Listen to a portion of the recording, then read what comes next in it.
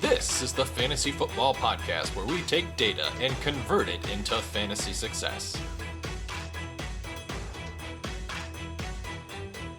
No bias, no hot takes, only victory.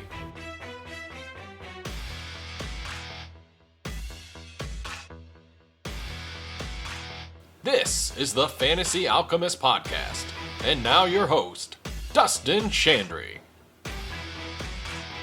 Welcome to episode 36 of the Fantasy Alchemist Podcast. For today's episode, we will be looking at key observations and trends from around the league in Week 10. But before we get started, I want to remind you that you can follow and interact with the show on Twitter. We are at FFAlchemistPod. Now verified, again, it is at FFAlchemistPod. You can also email the show at fantasyalchemistpodcast@gmail.com.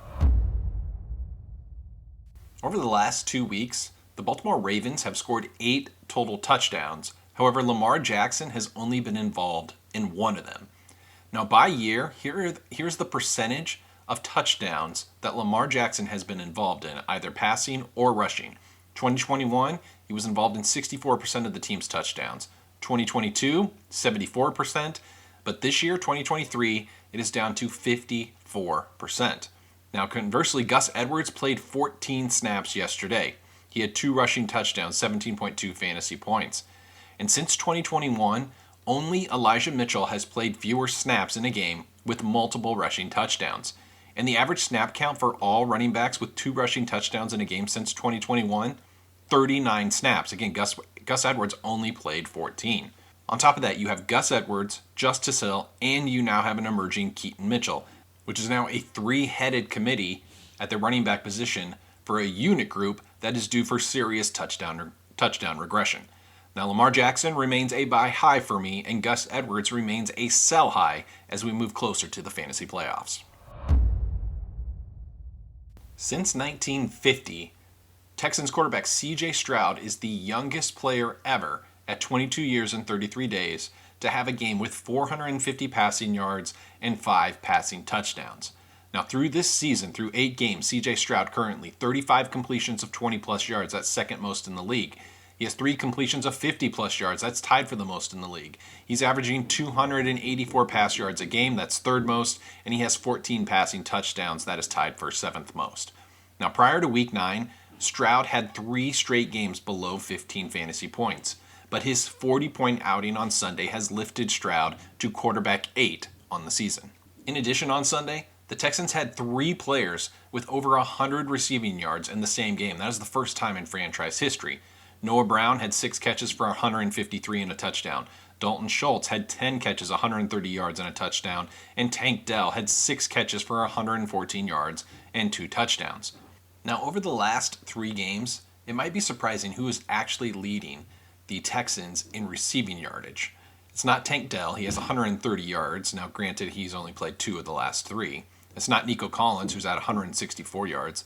It's not Dalton Schultz, who's at 196 yards in the last 3 games. It's actually Noah Brown, who has 247 receiving yards over the last 3 games. And speaking of Dalton Schultz, this guy is on an absolute heater right now over his last 4 games. Starting in Week 5, his target share has gone from 33%, Week 6 to 29%, Week 8 after the bye week it dipped to 14%, but in Week 9 it went back up to 28% target share. He is averaging 11.5 points per game. He is tight end 8 on the season, but he was tight end 1 last week in Week 9. He has scored a touchdown in 4 of his last 5 games. And since Week 5, Dalton Schultz's fantasy production is right on par with Travis Kelce and Mark Andrews as the tight end 1 on a points per game basis, again, since Week 5. Atlanta Falcons running back Bijan Robinson has seen a sub 50% running back rush share in 4 of his last 5 games, and on the season is only at 38% of Atlanta's running back carries. Now, other notable running backs across the league with a higher percentage of the team's carries this season, David Montgomery's at 39%. Now, he missed 3 games.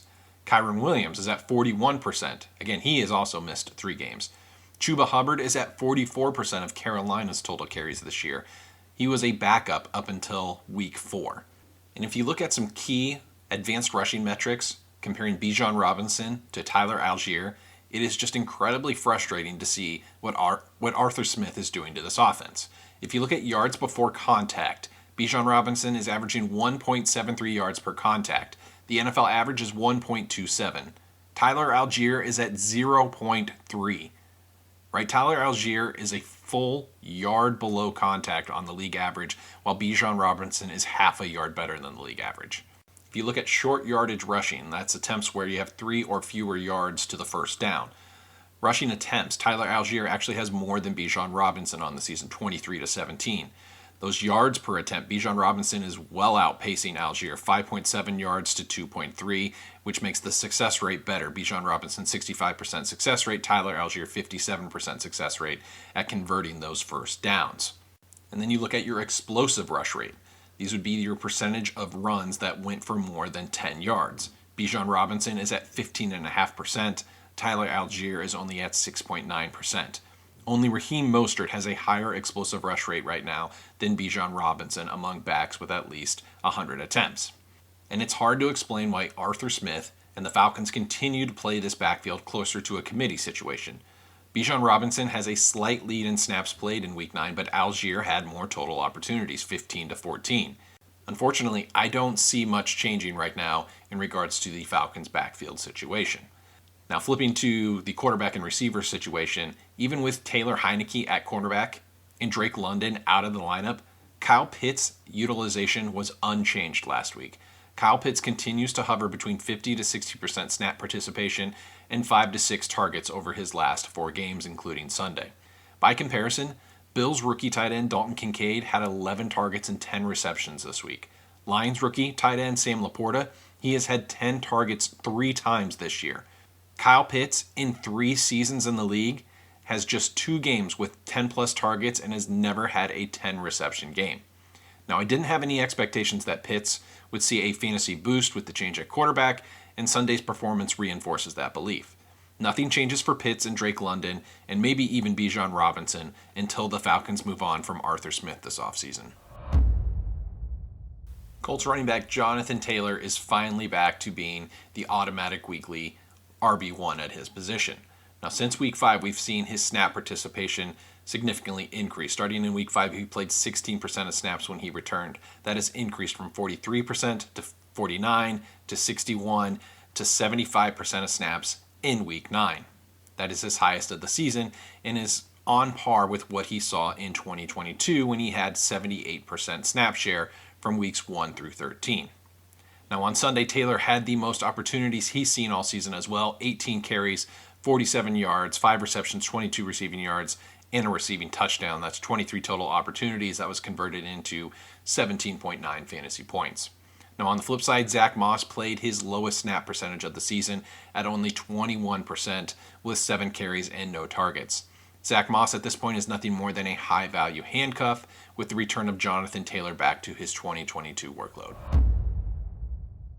Week 9 was the first game this season where Packers running back Aaron Jones played more than 50% of snaps.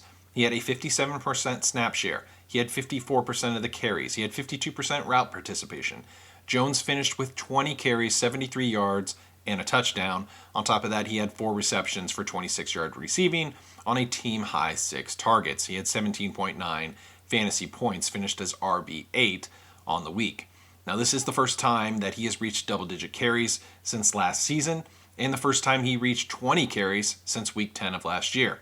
His 4 receptions on 6 targets were both tied for the most this season as well, and he hasn't seen more than 5 targets since Week 11 of last year. Of course, this is a positive sign that Aaron Jones can remain a fantasy starter in your lineup going forward. Buccaneers running back Rachaad White is a great example of why we chase usage in season. Now, Rachaad White had an elite snap participation and running back opportunity share all season, but it hasn't translated into fantasy success due to his rushing inefficiency and the lack of touchdowns that capped his ceiling. However, on Sunday, Rachaad White finally broke out with 27.9 fantasy points. He finished as running back 1 on the week. He had 20 rushes for 73 yards, 2 rushing touchdowns. He caught all 4 of his targets for another 46 yards receiving. Now, Rachaad White over his last 3 games is averaging 20.5 fantasy points, 73% running back rush share, and 15% target share per game. By the way, Rachaad White is the league leader in routes run, is in the top 5 in targets, and has the best catch rate of any running back too, as he's caught 32 of 33 targets this season. That's 97%. Now, I've been on the bandwagon for multiple weeks that Rachaad White should have remained in your starting lineups. And given this performance on Sunday, he should be considered a borderline RB1 the rest of the season, as his utilization is finally turning into expected fantasy production. In Minnesota's first game without Kirk Cousins, TJ Hawkinson saw 12 targets for a 34% target share. He has scored double-digit PPR points in all but one game this year. Teammate Jordan Addison, he played over 90% of snaps for a second straight week, and he was second on the team in targets with 7 targets. Now, last week I was very concerned about Hawkinson and Addison without Cousins, but this performance does give me confidence that they can continue to produce at or near their production when Cousins was at quarterback. Another Vikings injury with fantasy implication is Cam Akers, as he suffered an Achilles tear, which is actually the second of his career. The injury occurred at the end of the third quarter. At that point, the Vikings backfield had been a pretty even split, with Alexander Mattison taking 27 snaps to Akers' 23. Mattison played all 15 snaps after the injury. Prior to the Cam Akers trade, Alexander Mattison was playing over 70% of snaps, but that dropped to about 55% of snaps in the 3 games with Akers. And Mattison was seeing about 3.5 more opportunities per game prior to the Akers trade. For fantasy purposes, I think we can assume Alexander Mattison will see a larger utilization on par with his weekly performances prior to the Akers trade, when Mattison scored double-digit fantasy points in 5 of 6 contests. Now that Kirk Cousins is out for the season, it's Washington quarterback Sam Howell who is leading the league in dropbacks, passing attempts, and his second in the league in passing yards. However, that hasn't really translated to fantasy success for the rest of the Washington skill players. Now, there's 2 reasons for this. First, while Howell is dropping back a lot, the most in the league in fact, he is also on pace to set the single-season sack record. He's taken 44 sacks through 9 games, and he has the most quarterback pressures by a pretty wide margin. And unfortunately, most of that I think is actually on Sam Howell as opposed to his offensive line. Furthermore, his passer rating under pressure is in the bottom third of the league. Now let's compare the previously mentioned Kirk Cousins. His passer rating under pressure was among the league's best at 95.4. However, Sam Howell is currently at 66.3. So even though Howell has a lot of passing volume, a larger share than league average never even leaves the pocket, and those that do when under pressure, they're not accurate. Now, the other compounding effect is that Washington is highly fragmented as a unit. On Sunday, 11 different players ran a route, and 9 of them had at least 2 targets each. So while it's a high-volume pass offense, it's also highly inefficient, and it's highly fragmented. And keep in mind, that's without Curtis Samuel, as he didn't play on Sunday and he barely played the previous week. Now, I will mention Jahan Dotson has 26 targets over his last 3 games with 2 touchdowns. However, outside Terry McLaurin, I would remain skeptical of placing any Washington skill player in my starting lineup. On Sunday, Alvin Kamara played under 50% of New Orleans' offensive snaps for the first time since 2020. In fact, his snap participation has dropped every week from week 6 on. It was at 80% in week 6, then to 73, then to 58, and then 49% on Sunday. His 14 total opportunities, 9 carries plus 5 targets, was also the lowest of the season. Jamal Williams and Kendre Miller took half of the early down snaps from Kamara, while Williams has taken over as the clear third down back for the team. Kamara ran the ball 9 times for 26 yards, and then you also add in Taysom Hill, who ended up with the most carries of all Saints players, with 11 carries for 52 yards on Sunday. Now, all of Hill's carries occurred while he was lined up at quarterback. Hill's usage will be inconsistent from week to week, but Williams and Miller, I think, will continue to combine for about 50% snap share of the running back group. On top of that, Kamara's ceiling as a fantasy asset was boosted by his receiving prowess. In his first 4 games back this year, Kamara was averaging 10 targets a game. However, Kamara's target volume has dropped in half, with 5 targets apiece in each of the last 2 games. Now, this is definitely a worrying development for Kamara owners, and I would explore selling Kamara if I could still get anything close to his running back 1 value from 2 weeks ago. and we'll finish today's episode with 4 quick hits. First, let's talk about Rams wide receiver Cooper Kupp, because from a PPR standpoint, his output over the last 3 games is 6.9, 6.1, and 6.8 fantasy points. However, his target share in those games was 26%, 31%, and 26% again. I believe Cooper Kupp is an excellent buy low candidate, with Matthew Stafford likely returning to quarterback following the Rams Week 10 bye. Now, looking at the Patriots wide receiver situation, in the wake of Kendrick Bourne's ACL tear, the Patriots turned to rookie 6th round pick Demario Douglas, or Pop Douglas. On Sunday, Pop Douglas played 53 of 64 snaps, and most importantly, he played 34 of those snaps out wide. Previously, he was playing in the slot on 82% of his snaps. He had 7 targets for a 16% target share. He caught 5 for 55. As for the Chicago Bears, Cole Kmet led the Bears in targets on Sunday and is currently tight end 5 on the season. He has 4 games over 15 fantasy points and 2 games over 20. And on Sunday, he caught 6 of 8 targets for 55 yards and 2 touchdowns. Cole Kmet has seen at least 5 targets in 6 of 9 games this season. And then lastly, I noted in last week's Don't Be Afraid to Start Him episode to watch for when T. Higgins gets back over 80% snap participation. Sunday was the first game since week 3 where T. Higgins was back over 80% of snaps played, and he delivered 8 catches on 9 targets for 110 yards, 19 fantasy points. Make sure to keep Higgins in your starting lineups going forward. So that'll wrap up episode 36 of the Fantasy Alchemist podcast. I'd ask that you like and subscribe, as we'll be back later this week. We'll make some recommendations ahead of week 10 on players you should not be afraid to start. So for Dustin Chandry signing off here at the Fantasy Alchemist podcast. Thank you for listening to the Fantasy Alchemist podcast. You can follow the pod on Twitter at FFAlchemistPod or email us at fantasyalchemistpodcast@gmail.com.